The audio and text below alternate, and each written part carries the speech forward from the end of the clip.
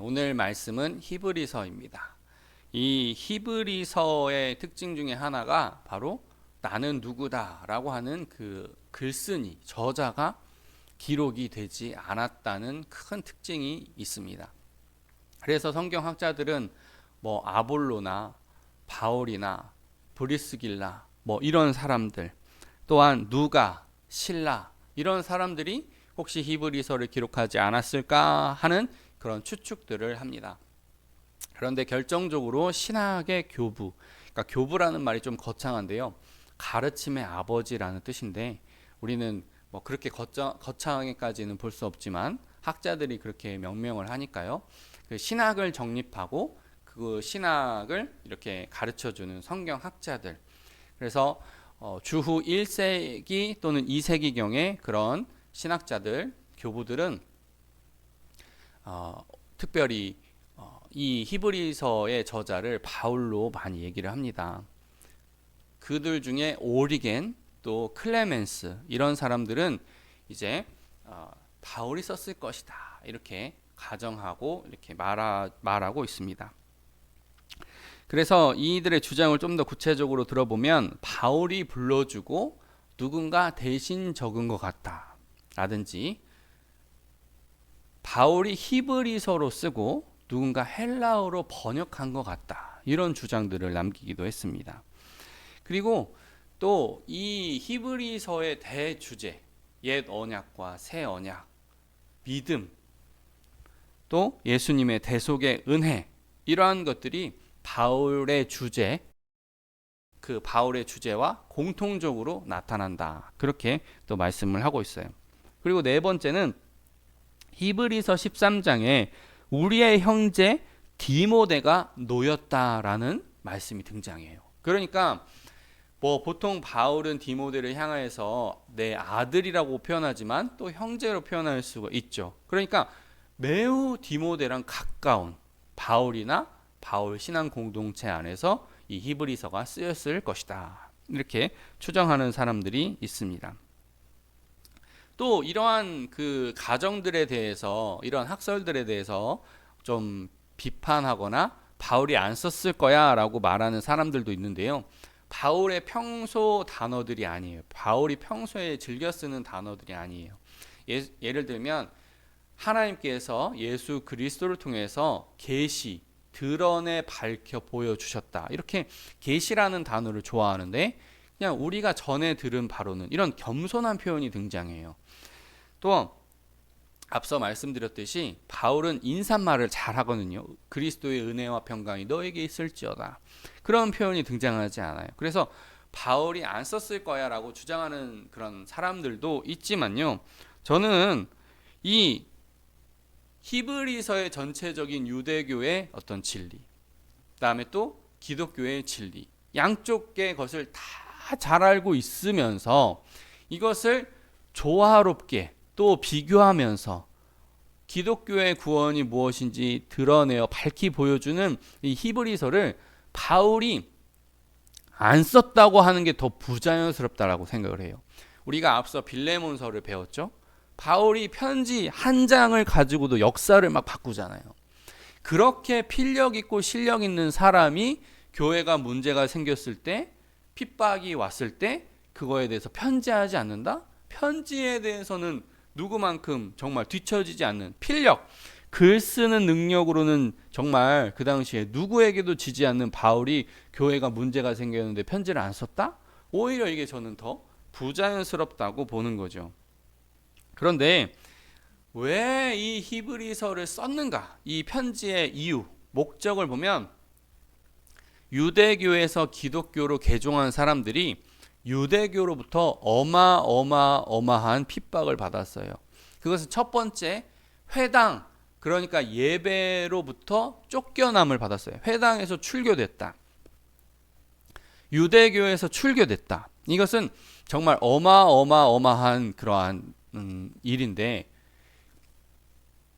이슬람에서 기독교로 개종한 사람들이 이슬람 사람들에게 어떠한 핍박을 받는가를 예를 들면 쉬워요. 첫 번째는 가족에게서 쫓겨나요. 자녀면요 부모에게서 버림받아요. 예를 들면 우리가 아동부 아이들이 이렇게 교회를 가가지고 이슬람에서 기독교로 개종했다 그러면 출교시키는 거예요. 너는 내 자식 아니다라고 버려버리는 거예요. 그러면 부부가 돼서 남녀 사이면요, 결혼을 약속했으면 파혼당해요. 결혼했으면 이혼당해요. 그러면 결혼해서 자녀가 있으면 자녀의 양육권을 가질 수가 없어요. 엄청나죠. 이것뿐만이 아니에요. 학교 교육을 받을 수가 없어요. 정규 교육을 받을 수가 없어요. 물론 이제 사립학교도 다닐 수 없죠. 교육에서 배제된다는 거예요. 결혼해서 배제되고 장례나 무덤이나 이런 매장도 하나도 참여할 수가 없어요. 그러니까 저는요, 칼로 찔러서 죽이지 않을 뿐이지 실제로는 사회적인 죽음을 맞이하도록 두는 거예요. 이러한 핍박을 받아요. 이뿐만이 아니에요. 재산이 몰수당해요.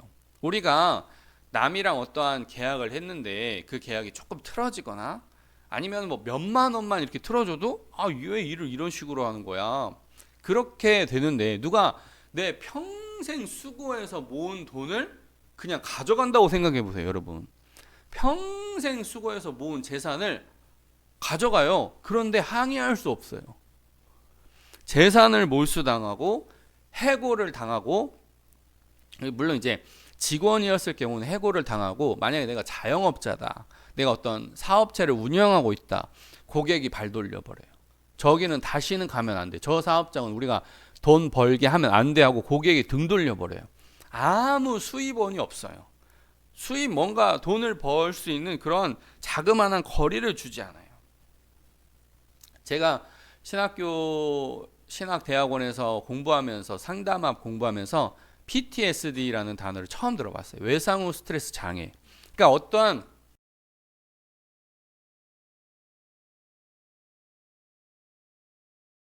어떠한 상처를 받아서 내가 어떠한 과민 반응, 회피 반응, 정서적인 불안 반응, 악몽 이런 거에 막 시달리는 거예요. 계속. 그런데 그 PTSD 중에 실직이 있었어요. 잡리스라고 해가지고, 내가 어떠한 회사에 충성스럽게 다녔는데, 나름대로 열심히 했는데 그 회사가 나를 버렸어. 그런데 또 재취업이 안 돼. 이러면은요, 사람이 정말 무기력함에 빠진대요. 저도 사모님의 경우를 보면서 알았는데, 저희가 이제 개척을 했지 않습니까? 개척을 해가지고 힘드니까 그 당시에는 저도 막 개척 초기에는 저도 일을 했고, 그 다음에 사모님도 또 이렇게 농사를 도우러 갔고, 근데 큰 사고가 생겨서 재정이 많이 어려워지니까 제가 사모님한테 그랬죠. 이제 일을 나가야 된다.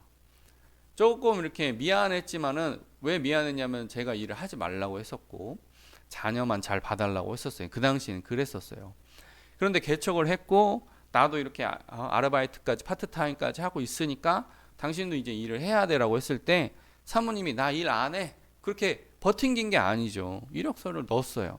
그런데 쉽사리 예전에 내가 어떠한 그 젊었을 때 그런 어떤 자격증이나 이런 거 가지고 이력서를 낼 때는 쉽게 콜백이 왔는데, 이제 콜을 했는데 콜백이 안 오는 거죠. 응답이 없는 거죠. 면접 보러 오라고 안 하는 거예요. 그때 그 사모님의 표정을 제가 생각해 보면 자신감이 그렇게 별로 없었어요. 나 이제 경력 단절료야, 어쩌라고. 얘가 이제 그런 심리 상태가 보이는 거예요.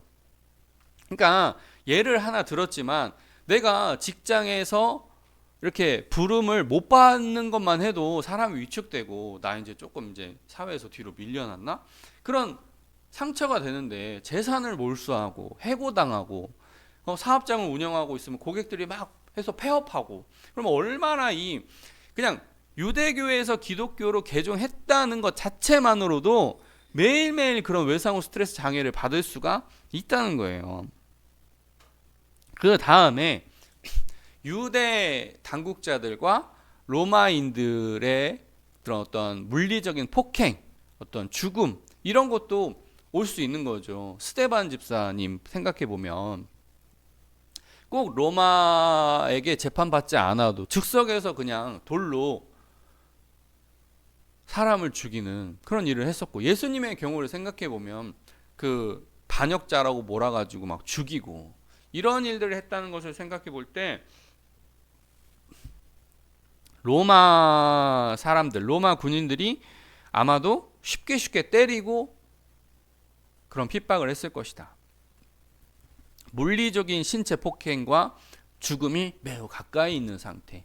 그러니까 기독교인들은 자기들끼리 그나마 있는 재산을 팔아서 먹어서 소비하는 거예요. 재산을 계속 공동 분배하고 물건을 공동 소유하고 그렇게 해서 있는 재산을 자꾸 잃어가면서 간신히 유지하고 있고, 바울이 선교 헌금을 보내오지 않으면 예루살렘 교회는 재정 자립이 불가능한 거예요.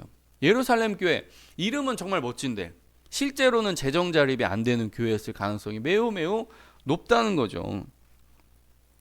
저는 이 정도 되면 바울이 편지 안 했다는 게 이상해요. 만약에 바울이 살아 있었다면 바울이 편지하지 않았다는 것이 오히려 이상하다. 그래서 제가 자꾸 히브리서의 저자가 바울일 것이다 라고 가정하는 것입니다.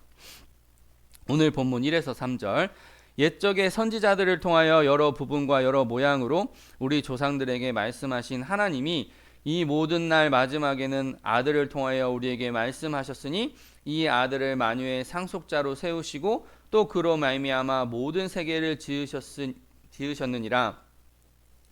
이는 하나님의 영광의 광채시요 그 본체의 형상이시라. 그의 능력의 말씀으로 만물을 붙드시며 죄를 정결하게 하는 일을 하시고 높은 곳에 계신 지극히 크신 이의 우편에 앉으셨느니라. 아멘. 옛적에는 구약의 말씀들을 말씀하고 있는 거거든요. 신약 성경이 기록될 때는 성경이 아니었어요. 바울의 편지가 성경이 된다고 생각했으면 아마 바울도 굉장히 많이 신경 써서 편지를 다시 고쳐서 이쁘게 다듬어서 자기 이미지 손상 안 되게 썼겠지만, 거칠게 쓸 수 있었던 것은 이게 성경이 될 거라 아마 생각을 못 했을 거예요. 그냥 마음에서 우러나오는 대로 적은 거예요. 근데 그게 성경이 된 거예요. 그런데 그 당시의 성경인 구약을 가지고 옛적에 있었던 일을 보면은 창세기에 이제 하나님께서 사단에게 말씀하실 때 여인의 후손이 내 머리를 밟을 것이다. 그게 이제 예수님에 대한 첫 번째 예고라고 볼 수가 있습니다. 또 신명기에서 모세에게 너와 같은 선지자 하나를 일으킬 것이다 라고 하셨는데, 너와 같지는 않죠. 너처럼 구원의 역사를 이루는 그런 의미로라면 너와 같은이죠. 그러나 그와 비교할 수 없는 구원을 이루신 그런 사람을 내가 보낸다, 선지자를 보낸다라고 하나님께서 또한 예고를 해주셨고, 이뿐만 아니라 이사야서에는 동정녀를 통하여 난 아이가 고난을 받고, 심각한 고난을 받고 이후에 신적 권한, 즉 심판주로서 다시 올 것이다, 이런 것들이 예고가 되어 있어요. 또 이제 미가에는 베들레헴에서 그 메시아가 난다. 그 다음에 스가랴에서는 그 메시아가 나귀를 타고 오신다. 이런 내용들이 쭉 이런 내용들을 들으면 우리가 엠마오로 가는 두 제자 그 비유가 생각나셔야 돼요. 예수님께서 어떻게 자기 자신이 오시고 그분이 그런 행동을 하셨고 이것이 성경과 일치되는지를 쭉 이렇게 매칭을 시켜주셨을 거예요. 어쨌든 성경의 이러한 예언들을 통하여서 이제 하나님께서 예수님을 보내셨고, 예수님이 단순히 그런 단순한 존재가 아니라 상속자, 하나님의 대리인으로 왔다는 것을 계속해서 우리는 말씀을 통해서 배울 수가 있습니다. 그리고 본문에서는 또한 이제 상속에 대한 것을 다시 한번 강조하고 있는데, 이 상속은 우리가 단어를 들었을 때는 자본주의적 개념으로 듣게 돼요. 상속, 부모님이 나에게 주시는 거, 부모님이 소천하시면 나에게 주시는 거, 이런 개념으로 생각을 하죠. 그래서 요즘 강남 엄마들의 어떤 상속에 대한 이야기를 이렇게 유행어를 이렇게 보면은 영어 유치원과 초중고의 좋은 학군이 되는 그런 지점의 아파트를 증여나 상속을 받는 것, 이게 중요하다라고 그래요. 그 다음에 초등학생이 되기 전에 줄 수 있는 거는 미리 다 준다, 이런 말들이 막 유행하고 있어요. 그러니까 내가 사교육비를 감당을 못하는 거예요. 내 능력으로는, 내가 돈 버는 거 가지고는 자녀를 막 높은 좋은 그런 교육을 못 주는 거예요. 그래서 상속, 그러니까 할아버지나 할머니의 그런 능력을 받아다가 교육을 시킨다는 거예요. 그러니까 물론 자본주의의 좀 잘못된 예죠. 아이가 스스로를 잘 발견하고 비전을 발견하고 하나님 뜻 안에서 봉사와 사명을 발견하고 이런 식으로 가야 되는데, 세상 사람들의 상속은 아무튼 내가 못하는 거를 하게 하는 능력이 상속으로부터 온다는 거예요. 그 점만 우리가 좀 빌려오자고요, 개념을. 그러니까 상속은요, 내가 못하는 것을 뭔가 누군가가 선물처럼 주는 거예요. 그러나 예수님이 상속을 통해서 하시는 일은 사람의 영혼을 판단하시는 거죠. 이 영혼이 천국에, 이 영혼이 지옥에 갈지, 그거를 판단하시는 권세를 하나님이 예수님께 부여하셨다는 거예요. 만물을 살리는 능력도, 만물을 새롭게 하는 능력도 예수님께 달려 있다는 거예요. 그러한 상속이 예수님의 상속입니다. 또한 말씀은 예수님은 하나님의 실체이자 영광이라고 말씀하고 있어요. 하나님의 실체이자 영광. 그러니까 하나님이 사람의 눈으로 볼 수 있게 실제적으로 나타나셨다는 거예요. 우리가 복음서에서도 빌립이 예수님 하나님을 우리 눈에 보여주옵소서 그러잖아요. 빌립아, 내가 너와 여태껏 함께 있었는데 하나님을 보여달라 하느냐? 나를 본 자는 하나님을 보았느니라. 그렇게 말씀을 해주셨잖아요. 그러니까 하나님을 보고 싶으면 예수님을 보면 보이는 거예요. 그런 개념으로 이해를 하시면 됩니다. 제가 이렇게 설교 준비를 하면서 신대원 때 들었던 수업이 또 생각이 났어요. 신대원 때 이렇게 삼위일체에 대해서 하면 전통적인 그런 도형은 삼각형입니다. 왜냐하면 3이니까. 하나님과 예수님과 성령님. 하나님이 예수님을 먼저 만드시고 하나님과 예수님이 성령님을 함께 만드시고 그렇게 하셨다. 뭐 이런 도식을 배운 기억이 났거든요. 그런데 제가 기독교와 윤리 시간에 삼위일체에 대해서 또 듣는데, 현대적인 삼위일체 개념은 원이라는 거예요.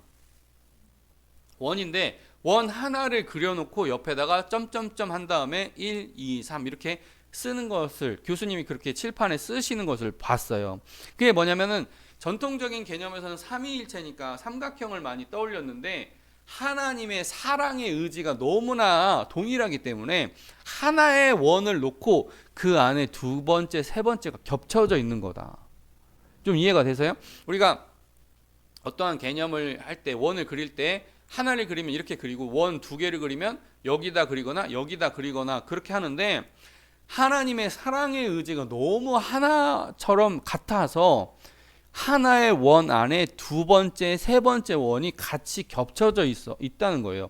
그러니까 이러한 개념을 구체화시켜 보면 하나님을 보면 예수님과 성령님이 보이고, 예수님을 보면 하나님과 성령님이 보이고, 성령님을 생각하면 하나님과 예수님이 보인다는 거예요. 그런 개념으로 생각하면 참 좋습니다. 이어지는 4에서 8절. 그가 천사보다 훨씬 뛰어남은 그들보다 더욱 아름다운 이름을 기업으로 얻으심이니 하나님께서 어느 때에 천사 중 누구에게 너는 내 아들이라 오늘 내가 너를 낳았다 하셨으며, 또다시 나는 그에게 아버지가 되고 그는 내게 아들이 되리라 하셨느냐. 또 그가 맏아들을 이끌어 세상에 다시 들어오게 하실 때에 하나님의 모든 천사들은 그에게 경배할지어다 말씀하시며, 또 천사들에 관하여는 그의 천사들을 바람으로 그의 사역자들을 불꽃으로 삼으시니라 하셨으되, 아들에 관하여는 하나님이여 주의 보좌는 영영하며 주의 나라의 규는 공평한 규이니이다. 아멘. 우리가 보통 성경에서 미가엘과 가브리엘을 만나죠. 미가엘 반죽이 아니라 미가엘 천사. 자, 미가엘은요 다니엘서하고 요한계시록에 특별히 등장하는데, 다니엘서에서는 보통 또한 요한계시록에서도 마찬가지로 전사로 나와요. 전사. 다투고요, 싸워서 이기는 그런 전투형, 어떻게 보면 뭐 약간 대장군 같은 느낌으로 나와요. 전사의 느낌으로. 그리고 가브리엘은요 다니엘서랑 누가복음에 나오는데 메신저로 나와요. 하나님의 그런 어떠한 계시나 환상을 해석해 주거나, 세례 요한의 출생을 말해 주거나, 예수님의 출생을 예고해 주거나, 그렇게 어떤 전사와 메신저로 갈려요. 근데 이거는요 아무 우리 마음에 걸림이 없어요. 그럴 수도 있겠다라고 쉽게 딱 이해가 돼요. 그런데 외경에 등장하는 천사들이 있어요. 먼저 토빗서에서는 라파엘이라는 천사가 나타나요. 토빗이라고 하는 주인공이 이렇게 여행을 하는데 여행의 어떤 길잡이가 되어주고 어떤 고난을 이기게 해주고 또 눈이 멀었는데 눈을 뜨게 해줘요. 그리고 에녹서에 등장하는 우리엘 천사가 있는데요. 이 우리엘 천사는 지혜자로서 환상을 해석해주며 하나님의 심판을 예고해요. 그런데 목사님 여기까지 들었는데 뭐가 걸림이에요? 천사가 다 그 정도 해줄 수 있는 거 아니에요? 라고 볼 수 있는데 이 천사들이 기적을 일으키는 방식이 독특해요. 뭐 개구리의 뭐를 꺼내서 어떻게 했다든지. 그러니까 조금 주술적이고요.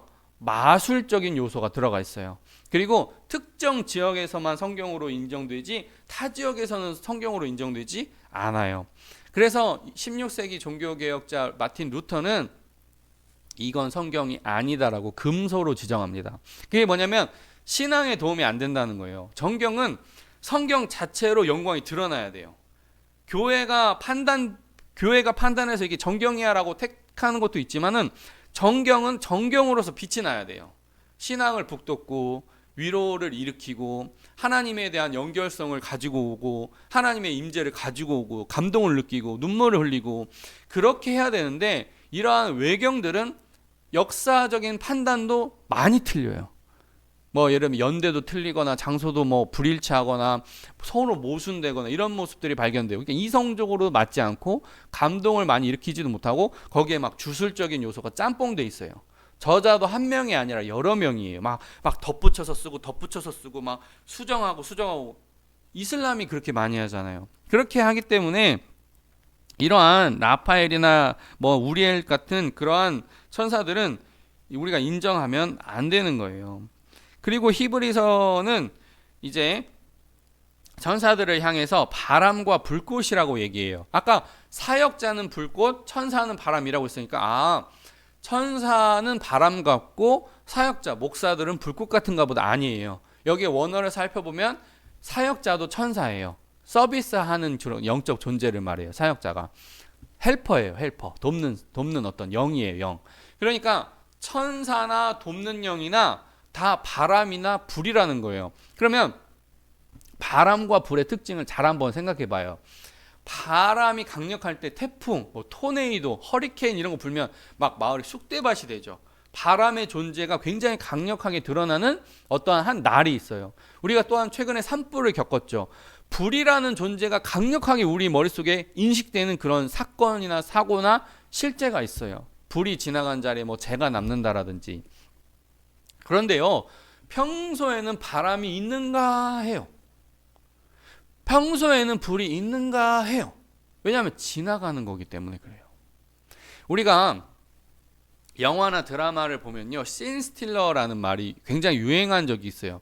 영화는요, 보통 러닝타임이 2시간쯤 돼요. 2시간 중에 한 3분에서 5분밖에 안 나와요. 그런데 강렬한 연기를 통해서 머릿속에 잠깐 각인되는 거예요. 씬 스틸러예요. 그런데 사람들의 인상에 강력하게 남는다는 점은 중요한 포인트인데 영화의 러닝타임을 생각했을 때 분량은 굉장히 작아요. 단역이나 엑스트라에 가까워요. 그렇죠? 조연도 한 비중 분량이 한 3, 40분은 나와야 돼요. 그래도 아니면 주인공과 함께 1시간 정도는 동행을 해야 돼요. 그런데 씬 스틸러, 단역, 엑스트라는 어떻게 보면 남는 것 같은데 비중으로 보면 저 뒤로 가 있죠. 그러니까 병풍과도 같은 거예요. 그래서 천사가 바로 바람과 불 같은 존재, 있는 것 같은데 지나가 보면 별것 없는 그런 존재라는 거예요. 그러면 저는 히브리서의 저자를 잠정적으로 바울이라고 결론 내렸으니까 그럼 바울은 왜 이런 천사를 확 저 엑스트라나 병풍, 단역으로 저쪽 뒤로 보내느냐? 예수님께 집중해야 되니까 그런 거예요. 구원의 은혜는 오직 예수님께 달려있는데 사람들이 자꾸 주변을 붙잡고 거기에 머리를 숙이고 천사여 이거 좀 도와주세요 기도하고 다 틀렸다는 거예요. 다 틀렸다는 거예요. 또한 오늘 말씀에서 특별히 규가 등장하고 있는데요. 우리는 규를 잘 못 봤어요. 규는 뭐냐면 옥새예요. 옥새. 요셉이 그 오른손에 인장반지를 끼었다. 그런 성경 말씀 있잖아요. 이 반지 이거 인장 반지 이거 옥새거든요. 옥새. 우리는 옥새를 본 적이 없어요. 그런데 이 비유가 참 적절해요. 우리가 춘향이와 이몽룡 이야기를 들어보면 이제 뭐 춘향이와 이몽룡이 젊었을 때 사랑을 나누었다가 이몽룡이 과거를 보러 갔다가 그런데 그 마을에 나쁜 사또가 있어서 사또는 그 행정력을 다 갖고 있거든요. 우리가 입법부, 사법부, 행정부 이렇게 다 나눠져 있는데 사또는 그걸 다 갖고 있어요. 군사력, 경찰력, 그다음에 재판하는 거 다 갖고 있어요. 그 당시에 그 지역의 왕이에요. 그런데 이몽룡이가 딱 등장해가지고 거기에 이제 술 거나하게 먹고 참 이 기름지고 이런 것들을 백성의 고열을 짜가지고 먹는 사또 이러면 시를 남기고 그 다음에 잠깐 나갔다가 포졸들과 함께 막 들이닥치죠. 그때 뭘 보여줘요? 마패를 보여줘. 마패는요 왕이 인정한 사람이라는 뜻이에요. 그래서 멀리 갈 수 있도록 말의 개수를 가지고 너는 멀리 갈 수 있는 그런 능력을 부여받았다는 걸 마패로 보여줘요. 근데 이 마패가 옥새예요? 옥새가 아니에요. 그냥 왕이 인정한 사람이라고 하는 표식이에요. 표식. 그런데 마패 하나로 마을이 쑥대밭이 돼버려요. 그러니까 마패가 이 정도의 권능을 가진다면 마패가 이 정도의 옥새는요 잘 보지도 못해요. 일반인이 볼 수가 없어요. 예를 들면 정조가 서울에서 한양에서 쭉 수원까지 행차하면서 마을 사람들 불편한 거 없냐 하면서 막 저 멀리 산에서라도 그때 날씨가 좋으니까 산에서라도 용안을 이렇게 볼 수 있을지도 언덕에서 이렇게 보면 얼굴이 보일 수도 있는데 왕이 행정명령을 최종적으로 내리는 옥새는요 일반 대중들이 볼 수도 없는 거예요. 볼 수도.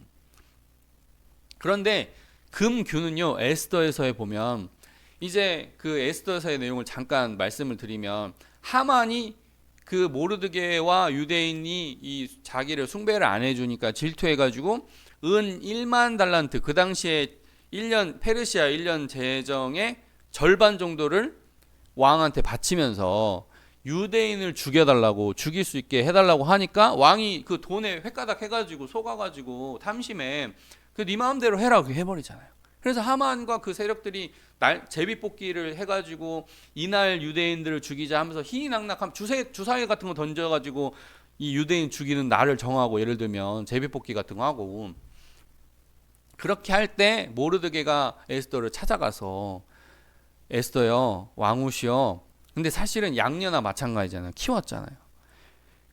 왕후시여 당신이 왕에게 얘기하소서. 그때 에스더가 하는 말이 뭐예요? 내가 왕이 부르지도 않았는데 나갔을 때 왕이 금규를 내밀어줘서 나에게 발언권을 안 주면은 나는 체포되거나 죽거나 한다는 거 아니에요. 그래서 3일간 금식해달라고.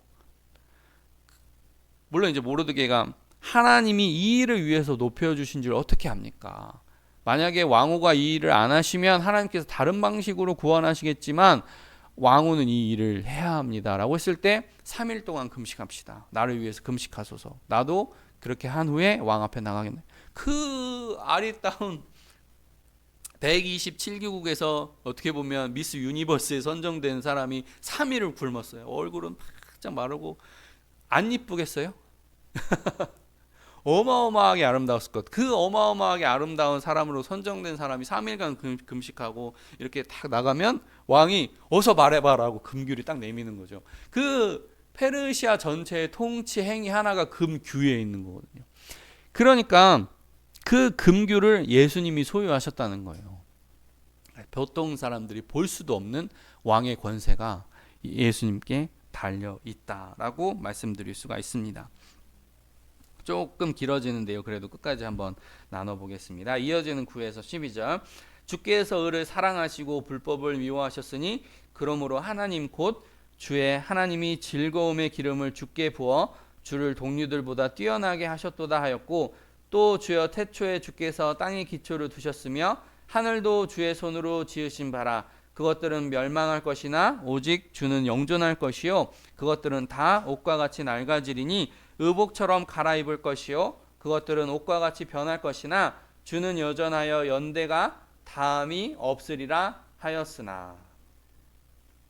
우리가 역사를 보면 참 세월이 야속하다 그런 생각도 들어요. 제가 자주 말씀드리지만 그 기세 등등했던 고구려 어디 갔습니까? 천년 신라 어디 갔습니까? 또 고려와 조선은 그렇게 500년의 역사를 유지했는데 어떻게 사라졌습니까? 오늘 대한민국은 어떠한 어려움이 있습니까? 참 저는 이제 오래전에 본 드라마 선덕여왕을 참 좋아하는데 그 드라마에서 이름이 세월이라고 되어 있는 사람이 누구예요? 김춘추.